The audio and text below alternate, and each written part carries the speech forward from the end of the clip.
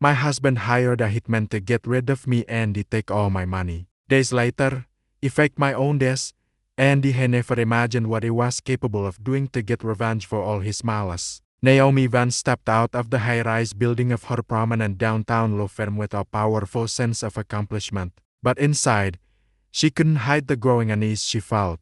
She had just won a major corporate case, one that guaranteed her more prestige and a substantial year-end bonus. Around her, the applause from colleagues and the pats on the back felt like empty echoes. A practiced smile was fixed on her face, but her mind drifted toward Julian, her husband, who in recent months seemed to have become a total stranger. That night, Naomi arrived at their home earlier than usual. The residence, an elegant brownstone in an exclusive bucket neighborhood of Atlanta, was quiet. The lights were on in the living room, but Julian wasn't in his usual armchair. His sport coat was draped over the back of the sofa, and a half-finished glass of whiskey rested on the glass table. "Julian," she called out firmly. From the kitchen came the metallic sound of our refrigerator door being closed. Julian appeared, impeccable as always, with his shirt perfectly pressed and his hair slicked back.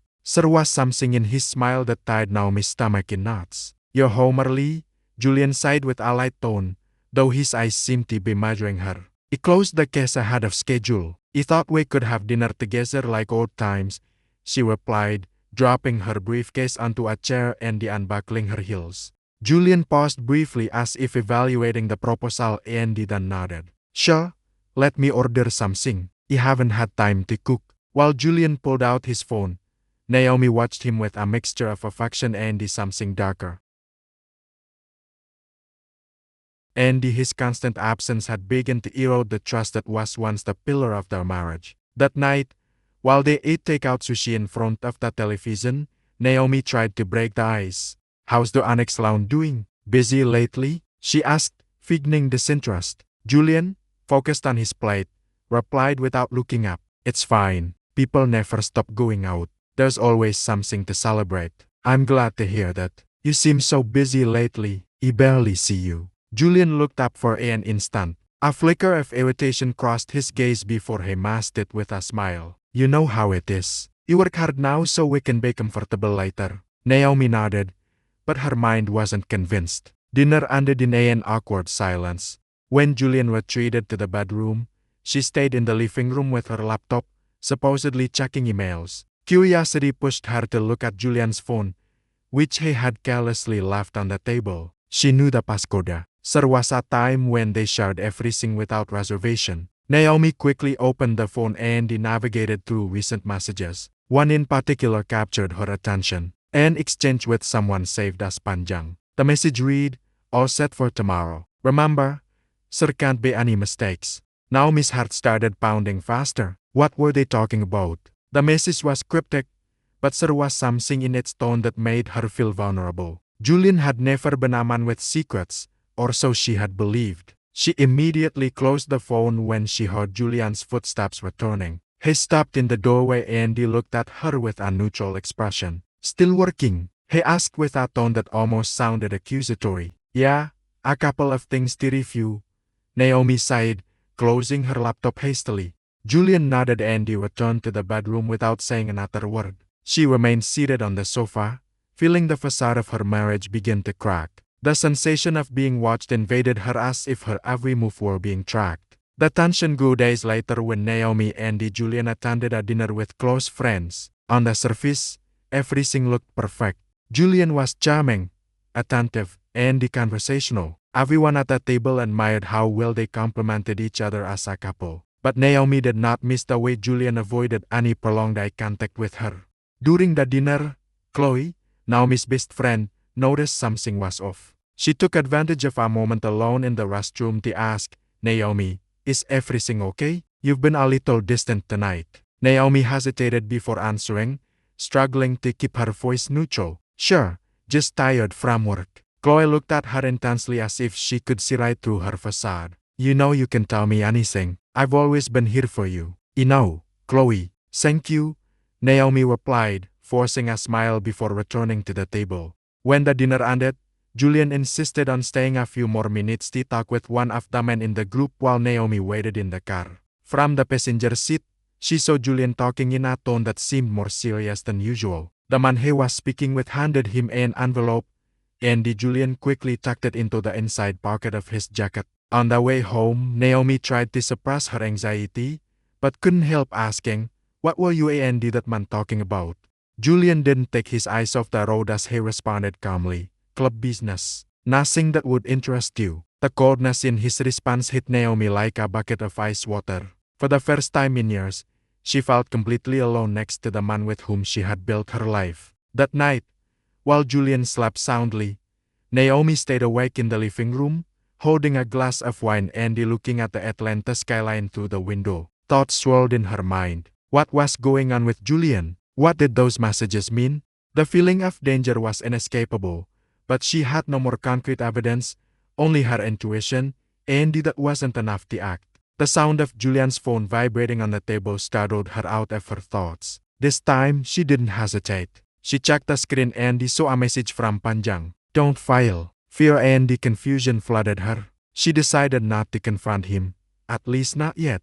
She needed to know more before drawing conclusions. But deep down, a dark truth was beginning to emerge. Julian was not the man she thought she knew. In that moment, as the city continued its nightly routine, Naomi made the decision to protect herself, though she didn't yet know how. The man sleeping in the next room was no more longer her husband. He was an enigma, and every step she took from then on would be marked by a danger she was only beginning to glimpse. The insistent sound of the alarm clock filled the room, but Naomi was already awake. She had spent the night in a restless vigil, unable to escape the thoughts that invaded her mind.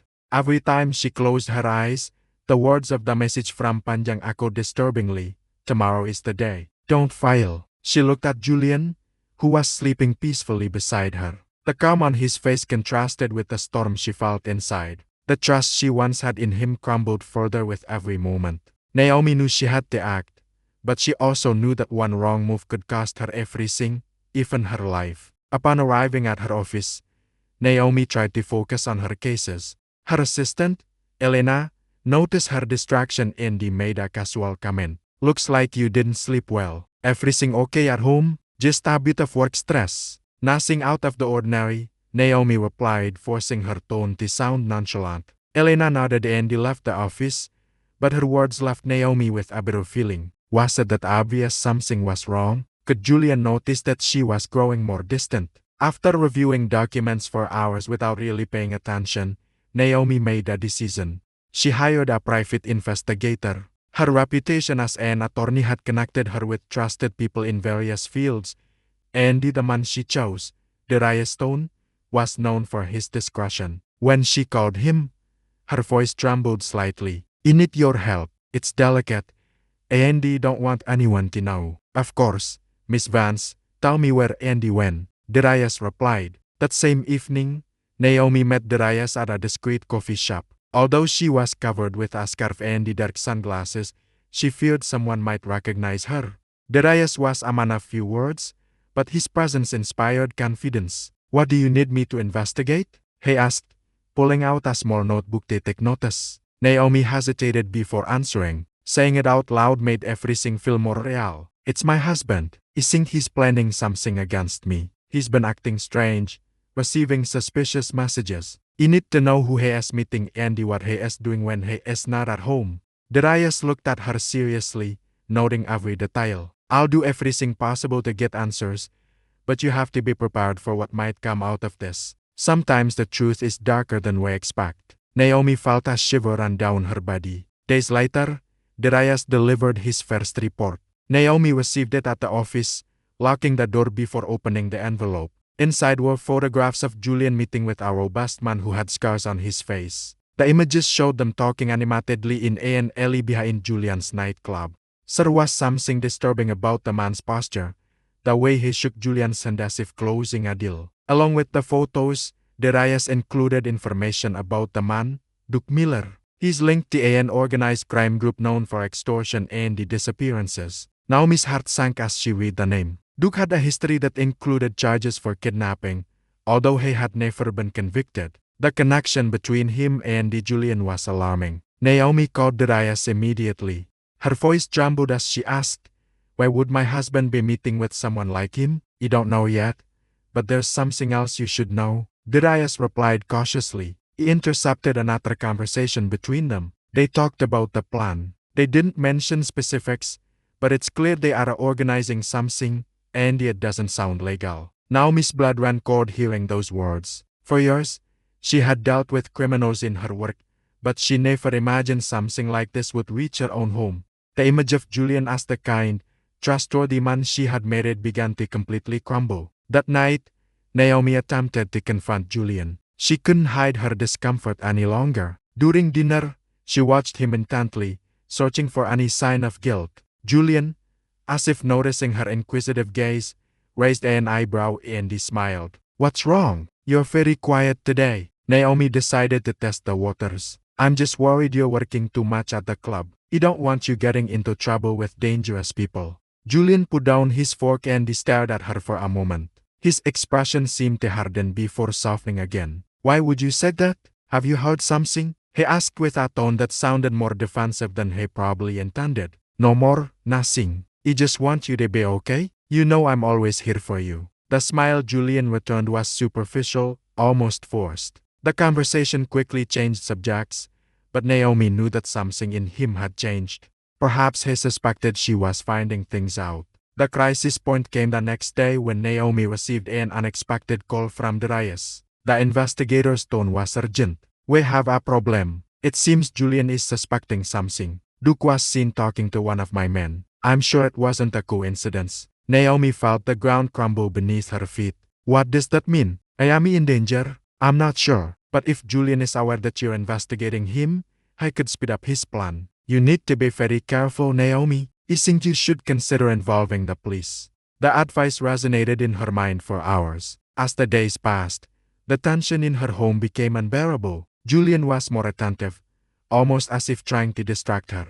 He brought her flowers, invited her to romantic dinners, but Naomi knew it was all a facade. Behind that kindness was something dark, something she had to unmask before it was too late.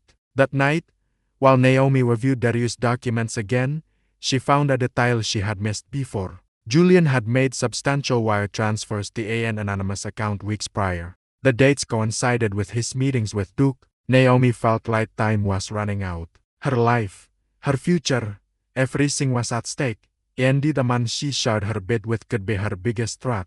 The storm that had started with cryptic messages and clandestine meetings was now about to explode. Naomi knew the betrayal was not only real, but could be deadly. The dawn brought a crucial decision for Naomi. The night before, after hours of deliberation, she had reached a conclusion. She could no more longer continue alone. The danger was imminent, and the survival instinct finally pushed her to cross a line she never thought she would have to. That morning, with a mix of fear and determination, she went to the Atlanta Police Department's Zona Lima precinct. At the station, the detective in charge, Marcus Jones, was an experienced officer known for his patience and the ability to deal with complicated cases. When Naomi entered his office, he greeted her with a look that mixed respect and curiosity. He knew who she was. Her name was known in legal circles, and he couldn't ignore the air of tension emanating from her. Miss Vance, how can he help you? Detective Jones asked,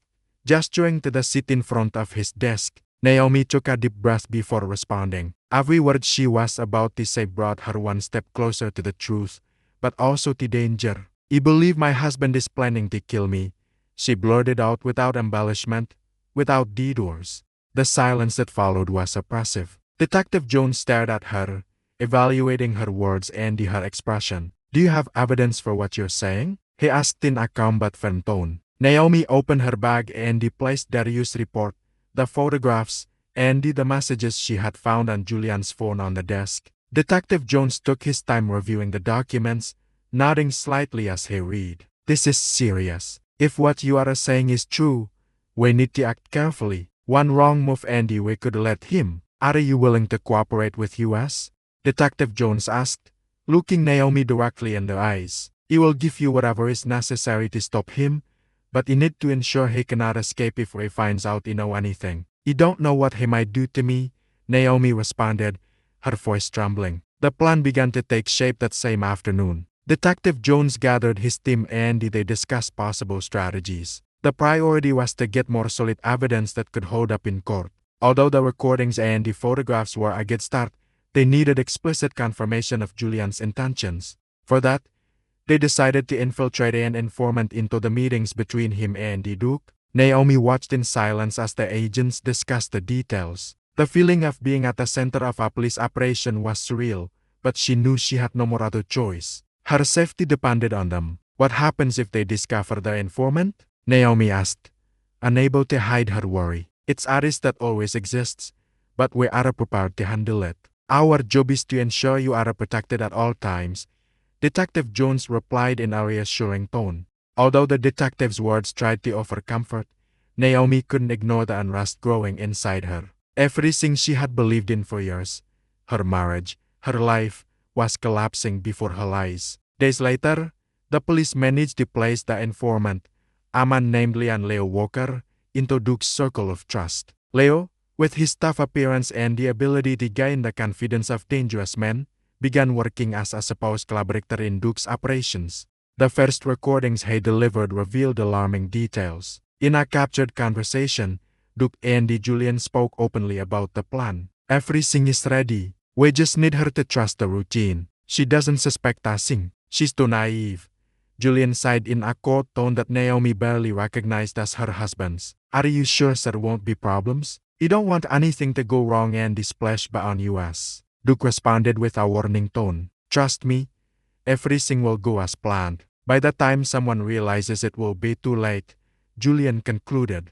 Naomi listened to the recording in Detective Jones's office, her hands tightly clenched in her lap. Every word was a dagger piercing the image she had built of Julian. She felt a mix of fear and fury, but above all a deep sadness. That man, the same one who had promised her eternal love, was now talking about her life as if it were a mere obstacle to be eliminated. Is this enough to move forward with the operation? Detective Jones sighed as he turned off the recorder. But I need you to know it will be dangerous. Are you sure you want to continue? Naomi looked up, her eyes full of determination. There's no more turning back. If we don't stop him now, he'll end up carrying out his goal. The controversy arose when the team decided that Naomi should actively participate in the operation. The idea was to record a conversation between her and Julian where she, without directly confronting him, would push him to reveal more details of his plan. Detective Jones knew it was a risk, but it was also the best way to get a direct confession. Naomi was terrified. The idea of facing Julian, knowing what he planned, was overwhelming, but her fear turned into anger when she remembered the recordings. He saw her as a disposable object, an obstacle to be removed. She was not willing to allow it. That night, when Julian arrived home, Naomi greeted him with a practiced smile. The police had installed a hidden microphone in her necklace, and every word would be transmitted in real time to Detective Jones's team. I've missed you, Julian. You feel like we've been so distant lately, Naomi sighed as she poured her glasses of wine. Julian seemed disconcerted by her attitude, but settled onto the sofa and accepted the glass. I've been busy with work. You know how it is, he replied casually. Sometimes you wonder if it's all worth it. So much effort, so many hours away from each other. You just want us to be okay, like before. Julian looked at her with a mixture of caution and something darker. For a few seconds, silence filled the room. We are fine, Naomi. You don't have anything to worry about, he finally sighed, though his tone lacked warmth. Naomi felt her heart pound, but she forced herself to maintain composure. I just want you to know that I trust you. I always have, no matter what happens. I'm here for you. The words were loaded with double meaning that did not go unnoticed by Julian. Although he didn't respond immediately, his gaze was intense, almost as if trying to decipher Naomi's true intentions. When they went up to the bedroom, Julian embraced her tighter than usual. Naomi felt a chill run down her body, but she didn't pull away. She knew every passing moment was a dangerous game, and the slightest sign of weakness could jeopardize the entire plan. Inside, Naomi knew the worst was yet to come, but she was also willing to face it. Her life no longer belonged only to her. Now it was part of a bigger struggle, a fight to survive and regain her freedom. Hours later, Naomi and Detective Jones's plan would begin. The night was dark and silent when Naomi met the police team in a derelict warehouse on the outskirts of the city. Flashlight beams barely illuminated the space enough to reveal the scene. A technical team checked cameras, makeup, and the recording equipment. Detective Jones, with a serious expression, reviewed the details of the operation. "This is what we'll do," Detective Jones said, pointing to a blueprint on an improvised table. "We need everything to look like a real accident. The key will be capturing Julian's reaction. If he reacts as we think he will, we'll have enough to catch him." Naomi stood next to the table, nodding with a clenched jaw. Every word she heard reminded her of the surreal nature of the situation. She was not only the victim, now she was a key piece in a trap designed to unmask the man she had once loved. Hours later, the warehouse was transformed into a carefully choreographed scene of chaos. Makeup artists worked with precision to create false injuries on Naomi's body. Her face was covered with artificial cuts and blood, and her hands trembled as she looked at her reflection in a broken mirror. "Is this necessary, Naomi?" the special effects technician asked while adjusting the details on her skin. His tone was professional, but his words failed to calm her. Naomi took a deep breath and looked away. She didn't want to see the image of herself as a victim, not when she was fighting to stay strong. The plan was simple in theory, but every step was fraught with uncertainty. The operation would take place on a less-traveled road near the city. The police would simulate a car accident in which Naomi would be the only one involved. A wrecked car, skid marks on the asphalt, and an immobile body. Everything had to be convincing. The team moved with precision, installing hidden cameras nearby. Naomi was lying on the ground covered by a sheet while technicians checked the final details. Detective Jones knelt beside her and spoke in a low voice. "You're sure about this, right? We can still stop. There is no more other option. This has to work," Naomi replied. Although her voice trembled slightly, Detective Jones nodded and stood up. Naomi closed her eyes and tried to calm her breathing. She could hear the sounds of cars in the distance and the murmur of the team working. Every second felt like an eternity. When everything was ready, Detective Jones made an anonymous call to the nightclub where Julian worked. The message was clear.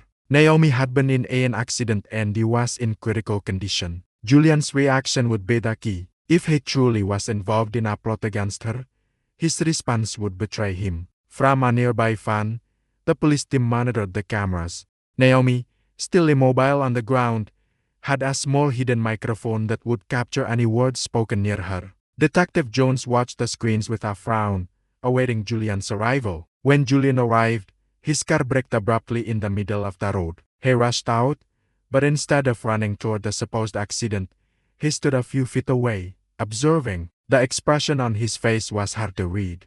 There was no more desperation or genuine concern, only a cold calm. "So he didn't have to lift a finger after all," he muttered to himself, but his voice was picked up by the microphones. The team in the van held their breath. Julian slowly approached Naomi's body, his steps echoing in the night.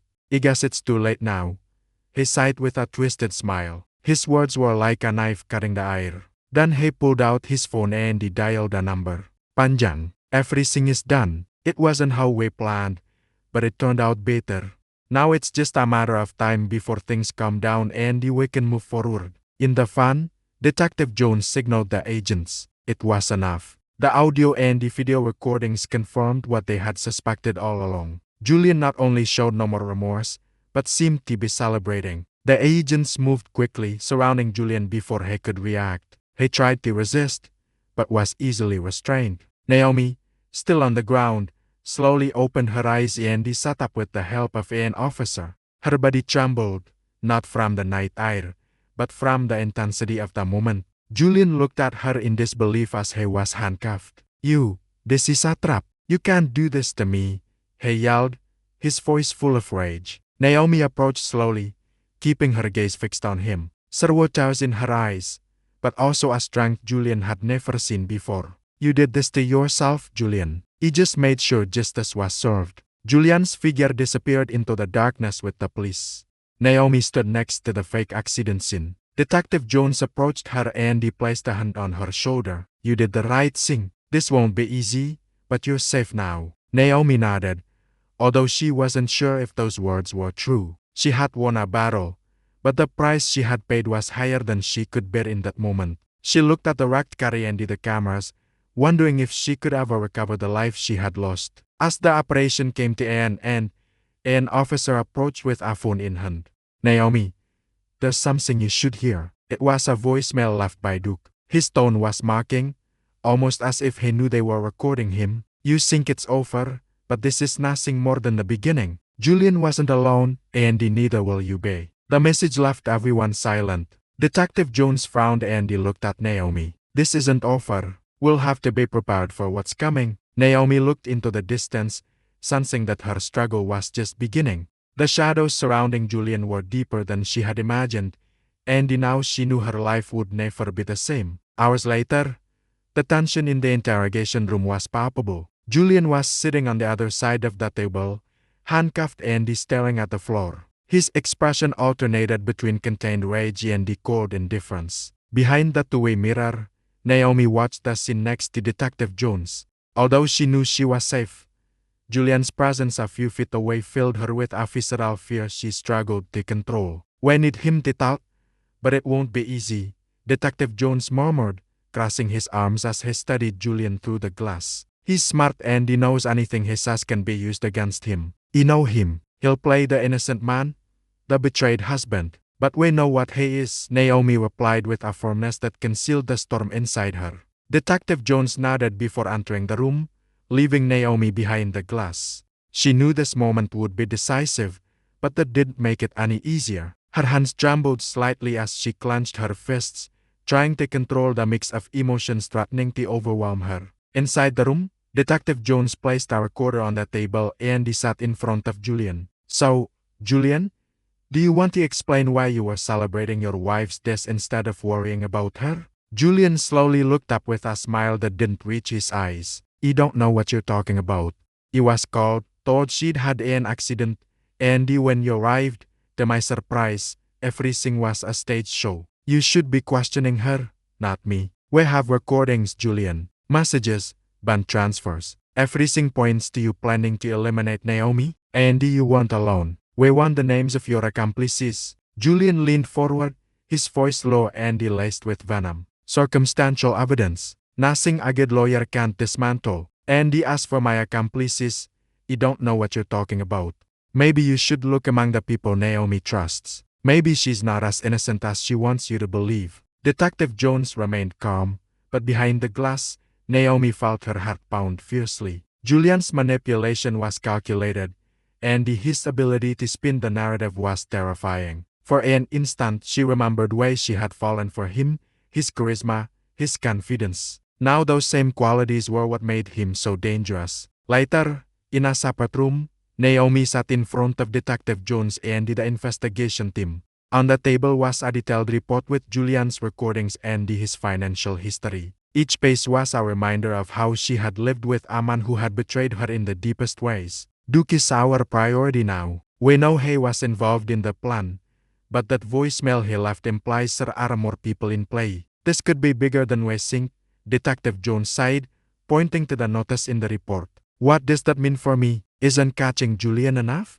Naomi asked, her voice laden with fatigue. "Julian is just one piece. If Duke has more allies, they might try something against you. We need to guarantee your safety while we continue investigating." Naomi nodded, although the idea of living under constant surveillance made her feel even more trapped. She had dreamed of the moment Julian would be arrested, thinking it would be the end of her nightmare. But now she realized it was just the beginning. That night, in the solitude of a safe room provided by the police, Naomi tried to process everything that was happening. The walls were cold and devoid of any decoration, in overwhelming contrast to the home she had shared with Julian. She sat on the edge of the bed, holding her phone in her hands. She decided to call Chloe, her best friend. She needed a human connection, someone not related to the police operation or the horrors surrounding her. "Chloe, it's me," her voice trembling slightly. "Naomi, I've been so worried. You haven't heard anything from you since, well, since everything broke in the news. Are you okay? You don't know. It all feels so unreal. Julian is in custody, but there's still so much you don't understand. Everything you thought you knew about my life, about him, has collapsed." Clay paused before responding, her tone full of concern. You're stronger than you think, Naomi. You've survived all of this. Andy, you are not alone. Don't let him or anyone else make you feel otherwise. Chloe's words offered momentary comfort, but the sense of dread did not disappear. She hung up Andy, laid down on the bed, closing her eyes tightly. Although surrounded by secure walls, she felt more vulnerable than ever. The next day brought an unexpected turn. Detective Jones called Naomi to the precinct to show her a new recording. Leo, the informant who had infiltrated Duke's circle, had captured a crucial conversation. They're looking to finish what Julian couldn't do. They want to silence her forever before she can testify.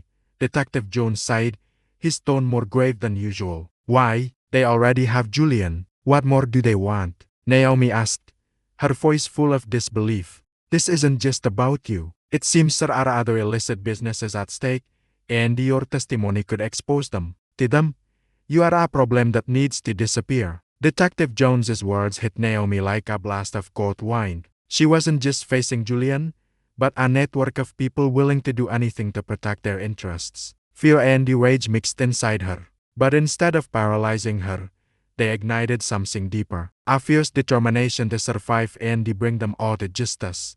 We will give everything necessary to protect you. But this means things could get even more dangerous before it ends. Detective Jones sighed, looking directly at her. You don't care what it costs. You will not let them silence me. They played with me, but now I'll play with them. Naomi replied with an intensity in her voice that surprised even the detective. The war had not ended. It was just beginning. Rain lashed heavily against the precinct windows. Inside, the atmosphere was charged with tension. Naomi sat in a conference room surrounded by a team of officers reviewing the details of the next phase of the operation. The message captured by Leo had changed the rules of the game. Now it wasn't just about prosecuting Julian, but dismantling the entire network behind him. Detective Jones got up from his chair and he walked the room with firm steps. His eyes stopped on Naomi, who was staring at him, searching for some certainty that all this would end soon. Naomi, here's what we'll do, Detective Jones sighed gravely. Leo has given us key information about the location of a meeting between Duke and the rest of his allies. It will be at a warehouse outside the city. We believe they plan to discuss how to eliminate you and ensure Julian doesn't talk. Naomi swallowed hard. Every time she heard the word eliminate, she felt something break inside her. But she couldn't show weakness. Not when she was so close to confronting those who had tried to destroy her.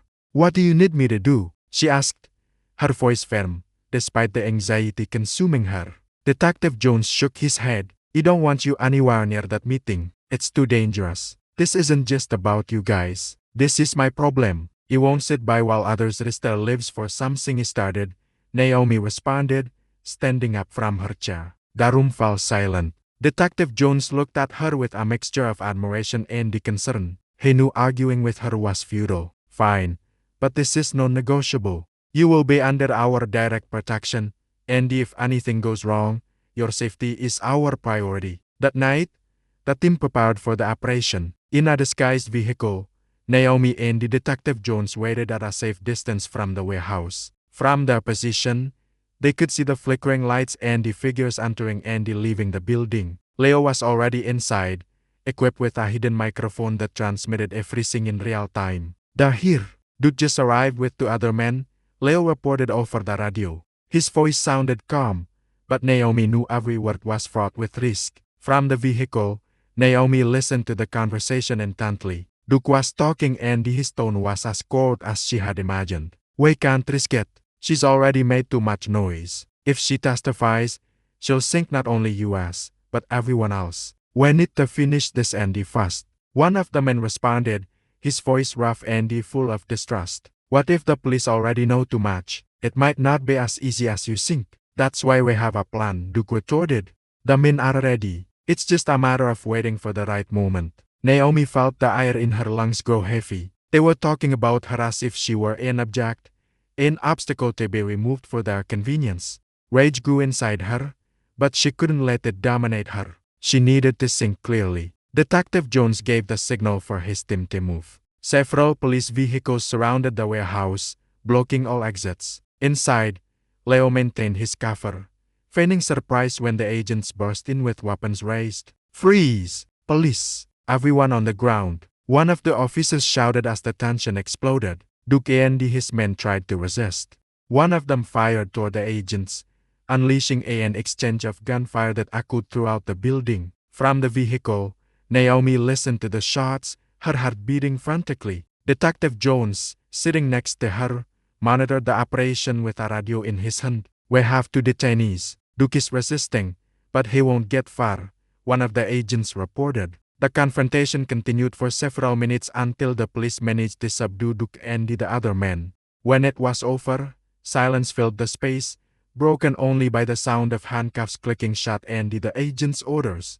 Duke was taken to the precinct and placed in a separate cell from Julian. Naomi, still processing the intensity of the operation, decided to see him. Detective Jones tried to dissuade her, but she insisted. She needed to confront him, see him face to face, and understand what kind of monster had been conspiring against her life. When Naomi entered the interrogation room, Duke looked at her with a mocking smile. There was no more remorse on his face, only contempt. "The little princess thinks she's strong now," Duke sighed sarcastically. "You think because you caught Julian and me, this is over? You have no more idea what you've started." "You know exactly what I've started. And you also know that you and your allies are going to pay for all the damage you've caused," Naomi replied with a firmness that surprised even Detective Jones, who was observing from outside. "Allies?" Duke sneered. "You think this is just about me and Julian? There are people much bigger than us. People who wouldn't hesitate to destroy you if you keep sticking your nose where it doesn't belong." Naomi stared at him, letting his words sink in. She wasn't going to let Duke intimidate her. "Then they will fall, too, because I'm not going to stop until all of this ends," she sighed before getting up and leaving the room. That night, as Naomi returned to her safe room, the feeling of danger did not disappear. She knew she had won an important battle, but Duke's words continued to resonate in her mind. This wasn't over. There were more people involved, more secrets to uncover, and although the path was terrifying, she was determined to face it. She looked out the window, watching the city lights in the distance. She was more alone than ever, but also more determined. It wasn't just for her. It was for all the people who had ever been silenced by those who hadn't had the chance to fight. And she knew she wouldn't stop until the truth came to light. The light from the monitors illuminated the small room where the investigation team reviewed the latest recordings obtained after Duke's capture. In the audios, names, addresses, and fragments of conversations were heard, revealing a larger scheme than anyone had anticipated. Every word made it clear that the network of corruption and the organized crime did not end with Julian and Duke. There was something deeper, a structure designed to operate in the shadows. Naomi sat next to Detective Jones, feeling the weight of each revelation. At times, the rage and the fear suffocated her, but she knew that backing down was not an option. "We have no names. Some of them are linked to major corporations and the government contracts. This isn't just a case of attempted homicide, Naomi. This could be the beginning of something much bigger," Detective Jones sighed, pointing to the screen. "And what do we do now?" Naomi asked, her voice restrained, but with a tone of urgency. "The first thing is to protect you. You're a target, not just for being the initial victim, but because now they know you have enough information to hurt them." Naomi nodded, although the feeling of constant danger was no more longer new to her. She looked at the screen where one man in particular stood out in the records. Clayton Albright. The image of the man with his neat face and the elegant demeanor hit her like lightning. Albright was not only an influential businessman with political connections, he was her stepfather. The air seemed to thicken as Naomi processed the discovery. Her relationship with Albright had always been distant, marked by his cold and controlling attitude. But she never imagined he could be involved in something like this. "Albright, he can't be involved," she murmured more to herself than to Detective Jones. "You know him?" Detective Jones asked, noting the change in her. Naomi nodded slowly. "He's my stepfather. He was married to my mother for years.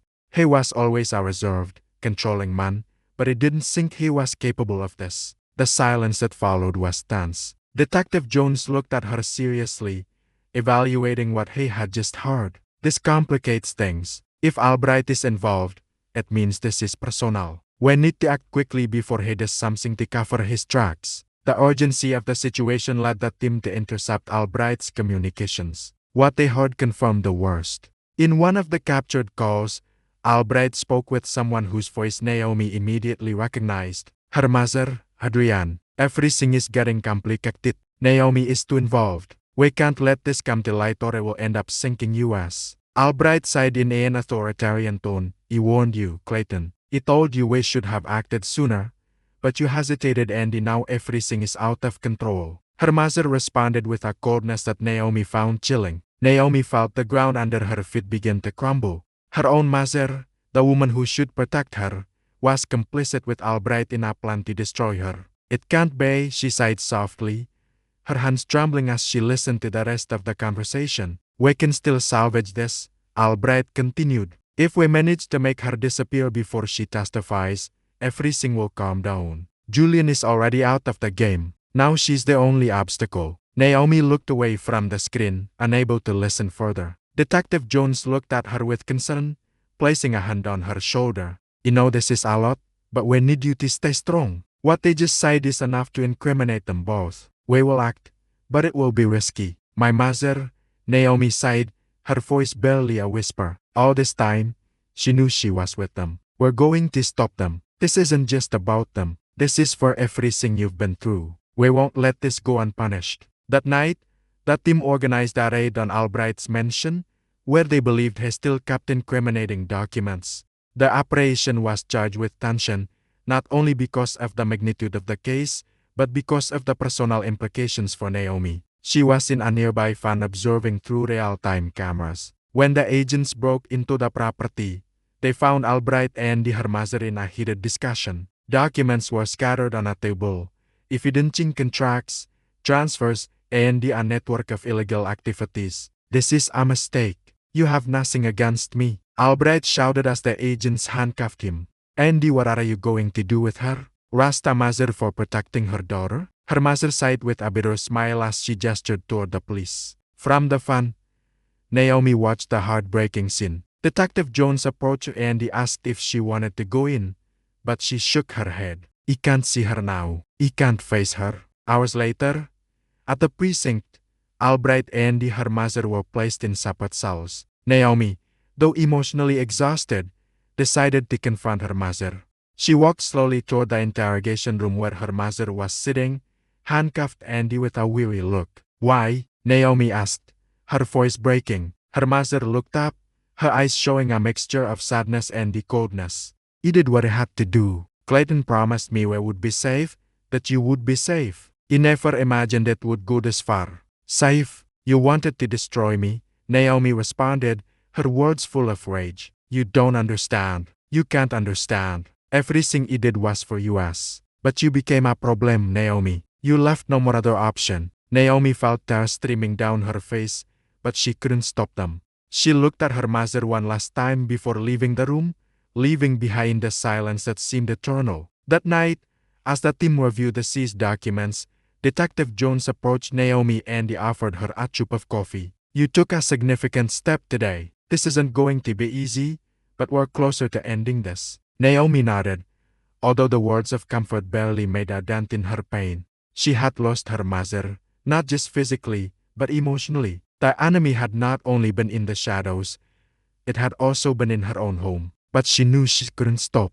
Not now. The fight was far from over, and she would not allow herself to fall. Months later, the day of the trial had arrived. The courtroom was packed, the tension palpable in every corner as voices murmured around Naomi, who was seated next to the prosecutors. It was the day to face Julian, Duke, Albright, and the most difficult of all, her own mother. The mountain of evidence accumulated by the police, from the recordings to the confiscated documents, had made this case a matter of national interest. Naomi, hands clasped, watched as the judge took his seat. Facing her were the defendants, each with a different expression. Julian avoided her gaze. Duke wore a mocking smile, and Albright maintained an expression of false serenity. Her mother, Adrian, on the other hand, looked like a ghost of her former self with dull eyes and her head bowed. The lead prosecutor opened the case forcefully, presenting a detailed summary of the crimes: conspiracy to commit murder, corruption, money laundering, and the manipulation of contracts. Each word struck Naomi's heart with the force of a hammer, but she remained firm. It was her moment to regain control of her life. During the trial, the recordings of Julian and Duke were played before the court. The voices of both men meticulously planning how to get rid of Naomi resonated in the room. Julian kept his eyes downcast while Duke seemed to enjoy the attention. Then it was the turn of the evidence linking Albright to the corruption network. The bond transfers and the illegal contracts spoke for themselves. When it was her mother's turn, Naomi felt the air grow heavier. The prosecutor presented the telephone conversations that incriminated her, showing how she had actively collaborated with Albright. Her mother did not deny anything. When the judge gave her the opportunity to speak, she looked up at Naomi, but her words did not seek absolution. He made mistakes, but they were out of desperation. He never wanted this to end this way. There is no more justification for what he did, but he hoped that someday you can understand, she sighed. Her mother's words, although laden with regret, could not erase the pain she had caused. After weeks of hearings, the day of sentencing arrived. The judge, in a solemn tone, began reading the convictions. Julian Vance for conspiracy to commit murder and the money laundering is hereby sentenced to 20 years in federal prison without the possibility of parole. Julian barely reacted, his face hardened by defeat. Francisco Duke Miller for conspiracy and the participation in organized criminal activities is hereby sentenced to 25 years in federal prison with parole refusable after 15 years.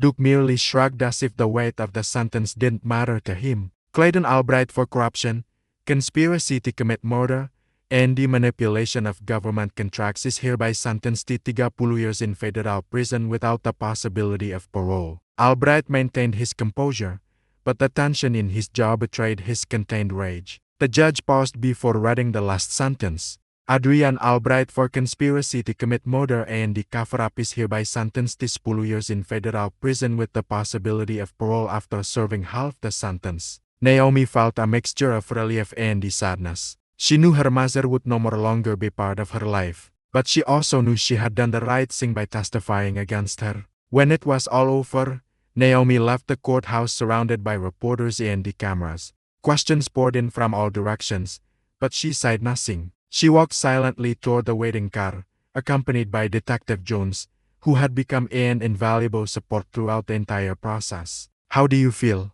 Detective Jones asked as they got into the vehicle. "Relieved, I suppose, but also exhausted. This isn't just about justice. It's a loss of everything you once thought you had," Naomi replied, looking out the window. "What you've done is brave, not just for you, but for all the people who have suffered something similar. This network will never harm anyone again." Naomi nodded. Detective Jones's words were true, but the emptiness she felt wasn't easily filled. She had won, but the cost had been high. Months later, Naomi had begun to rebuild her life. She had left behind her work as a patent lawyer and had started a foundation to help victims of conspiracies and abuse. Her experience had transformed her into a strong and resilient voice, a woman determined to make a difference. One day, while organizing a charity event, she received a letter from prison. It was from her mother. Naomi held it in her hands for several minutes before opening it. The content was brief, but charged with emotion. "Naomi, you know we have no more right to ask you for anything, but I want you to know that I'm remorseful. I don't expect your forgiveness. I just want you to live a full life, something you never knew how to do. I love you, even if you don't deserve it, Mom." Naomi closed the letter and put it away in a drawer. She didn't know if she was ready to forgive her, but she also knew that hatred would lead her nowhere. Inside, something began to heal. That night, as she looked at the city lights from her apartment window, Naomi felt a peace she hadn't experienced in months. She knew the struggle was over. Her life would never be the same, but she was willing to build something new, something better. And in that moment, for the first time, she felt that she would succeed. Did you like the story? And which city are you listening from? Let's meet in the comments. If you like the story, you can support me by sending a super thanks, so we can keep bringing more stories like this. Thank you so much for your sweet support. I'm looking forward to your comments on the story. On the screen, you can see 2 new life stories that I highly recommend. There's so much more on my channel. Don't forget to subscribe. See you in the next life story. With love and respect.